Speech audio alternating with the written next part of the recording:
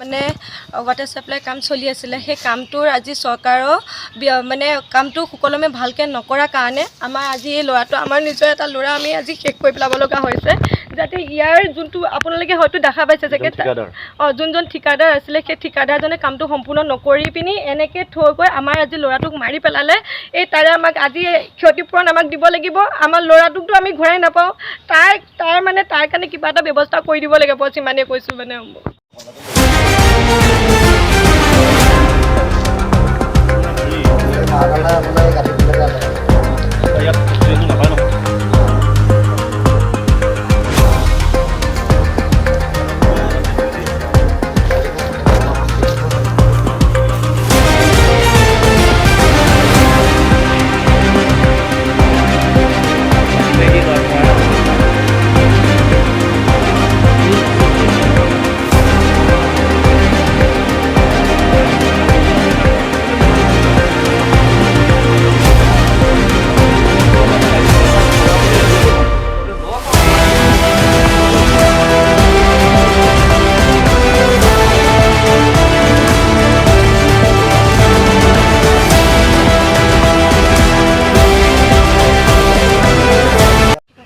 আমি আজি বীৰলাচি থানা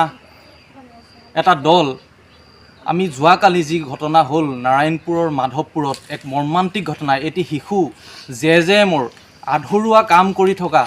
এই এটা গাঁতত পৰি তেখেত মৃত্যুবৰণ কৰিবলগীয়া হ'ল অতি দুৰ্ভাগ্যজনক আৰু অতি হৃদয় বিদাৰক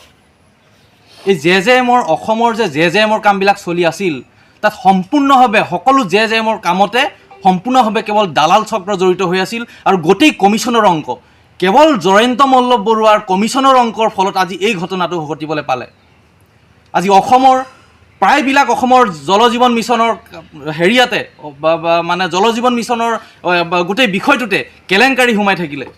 অকল কমিশ্যনৰ অংকতে আজি প্ৰত্যেকটো কাম আধৰুৱা হ'ল আৰু যি এই জেজেএমৰ কামৰ আধৰুৱা হোৱাৰ ফলত যিটো শিশু মৃত্যু সাৱটি ল'বলগীয়া হ'ল অতি শীঘ্ৰেই আমি এতিয়া প্ৰশাসনৰ ওচৰলৈ যাম অতি শীঘ্ৰেই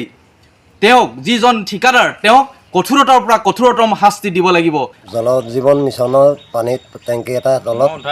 পৰি আছিলে প্লাইবোৰ্ড এখন ওপৰত দি থৈছে তাৰ সুৰক্ষা একো নাই পচা প্লাইবোৰ্ড এখন আজি যোনটো টেংকি আছে যোনটো টেংকি বনাইছে সেই টেংকিটো আপোনাৰ ইমানটো এটা বক্স আছে তাৰ ওপৰত এখন ভগা প্লাইবোৰ্ড এখন দি পেলাই থৈ দিছে এইখিনি 3 বছৰ আজি 4 বছৰ হ'ল বুলি কৈছে তাৰে কোনো মানে ঢাকন চাকন দিয়া নাই এনেকৈ বস্তুটো থৈ গৈছে আজিলৈকে চাবলৈও অহা নাই বস্তুটো ইয়াতে কি হৈছে কি নাই হোৱা ইমানখিনি কাম কৰিলে ইমানখিনি কাম কৰি হোৱাৰ পিছত আধাতে কামটো এৰি পিনি আজি এই মানুহবিলাকক গৰু ছাগলী তাত সোমাব নোৱাৰে গৰু ছাগলী সোমালে তাত গৰু ছাগলী পৰি মৰিব আজি মানুহটো মৰিছে ল'ৰাটো মৰিছে আমি বিচাৰ কুচা কৰিলতেহে আমি গম পালোঁ যে তাতে ইমান ডাঙৰ এটা ফুটা আছে ইমান ডাঙৰ ফুটাটো দি মানুহটো যেতিয়া মৰি গৈছে তেতিয়া আমি বুজি পাইছোঁ মানে এই বস্তুটো যাতে সোনকালে নাইকিয়া কৰিব পাৰে কি কয় ভাঙে এখন কি কৰে বনাই মুঠতে যি কৰে কৰক এইটো সোনকালে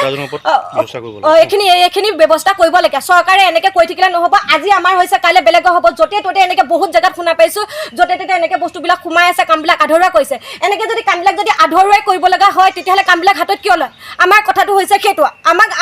আজি আমাৰ